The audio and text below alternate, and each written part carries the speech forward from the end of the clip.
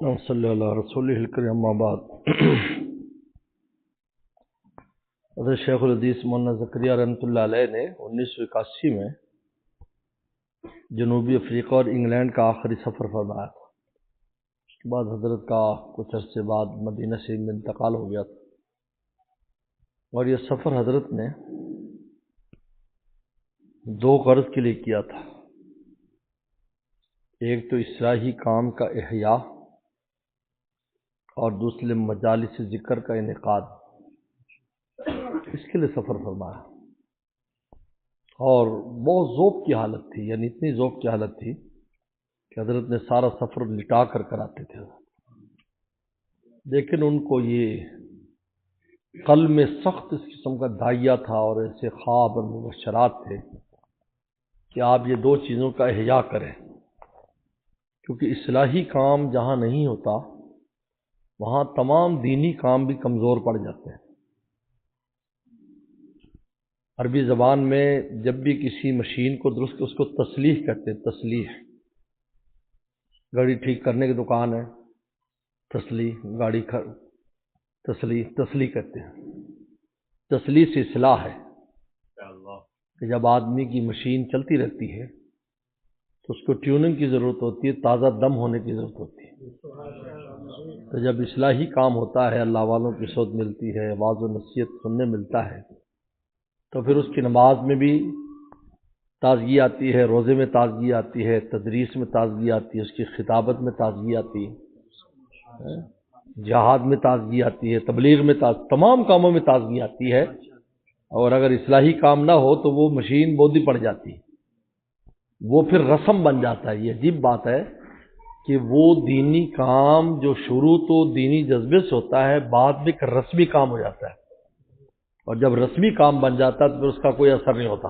یاد رکھو، جب بھی کوئی چیز رسم بن جائے گی نا، بطور رسم کے کر رہے ہیں بس، اس کی بھی قیمت نہیں ہے، قیمت نہیں۔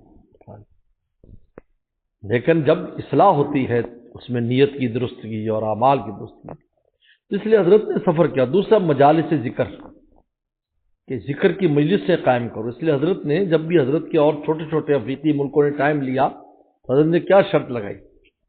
فرمایا یہ بتاؤ کہ ذاکرین کتنے ہوں گے جو روزانہ حاضری دیں گے، اور خانقاہیں کتنی بناؤ گے؟ جی، تو وہ کہتے حضرت اتنے ذاکرین ہوں گے، اتنی خانقاہ۔ اچھا ٹھیک ہے، آپ کی طرف سفر کروں گا۔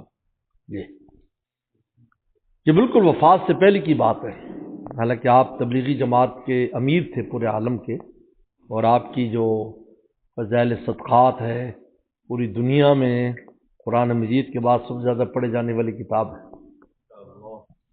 لیکن یہ جو 2 چیزیں ہیں، اصلاح اور ذکر، یہ ہماری جان ہے، ہماری روح کی جان دراصل یہ ہے۔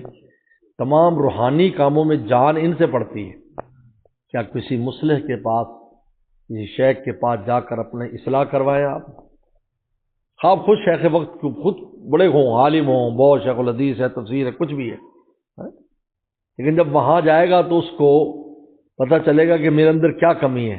ایسا تو نہیں کہ ٹرک کی طرح میری پیٹھ کے اوپر تیل تو لدا ہوا ہے، لیکن اپنے انجن میں ڈالنے کے لیے پمپ پہ آ رہا ہے۔ سوچنے کی بات ہے بھئی، کئی ہزار لیٹر تیل ہے جو پورے شہر کے لیے آ رہا ہے، لیکن اپنے انجن کو چلانے کے لیے اس کو پمپ سے کہنا یار اس میں 10 لیٹر تیل ڈال دو تاکہ میں منزل پر اس تیل کو پہنچا دوں۔ یہ انسان کا علم ہے، جس کو منزل تک پہنچانے کے لیے اس کو تیل کی ضرورت ہے، اور تیل اصلاح ہے، بزرگوں کی صحبت ہے، وہاں سے روحانی طاقت ہے، تب جا کر ہوتا ہے۔ اس لیے حضرت مولانا فضل الرحمان صاحب گنج مراد آبادی رحمۃ اللہ علیہ، حکیم الامت تھانوی رحمۃ اللہ، ان کی زیارت کی تھی، ان کی 105 سال عمر تھی اس وقت، زیارت کی۔